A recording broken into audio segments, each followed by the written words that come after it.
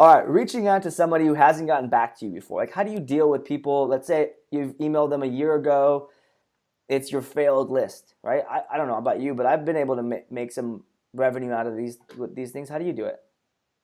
Yeah, so I do think that, well, first of all, just because somebody didn't respond a year ago doesn't mean that they will never respond to you. I think that's fundamentally important to understand. At the same time, the older a list is, the less accurate it is, right? These people might have new jobs, new email addresses, and the less engaged or activated these people are. A lot of times I teach people that even a warm list, people that came to you, that signed up for a trial or requested a demo, if it's a list that is a year or two old, you might see very similar response rates to these emails to them as to a list that's full of cold emails, right? People that have never heard from you. And that's heartbreaking for an entrepreneur or a salesperson, but it's the reality that I see with the numbers. So I think that you need to use every list you have. Every email is worth gold, and you need to treat it with care and attention, and you need to utilize it for it to be valuable and worthwhile.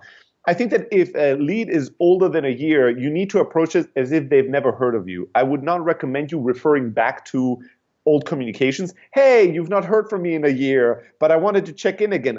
A year later, I'm like, I don't know who this is. I don't remember this company. That's not a compelling pitch, and it has a hypothesis that's wrong, and that's how you start the relationship. You're telling me you assume something. I have no idea what you're talking about. That's not going to make a really good conversation happening. So when you send somebody an email that hasn't heard from you in a year, or has not responded in a year, that email you need to treat as the very first email you've ever sent to them. You need to treat that email as a cold email, and you need to sell them who you are, why you're getting in touch with them, what you want from them, and why they should respond. And if you do that, you'll see some good results with it.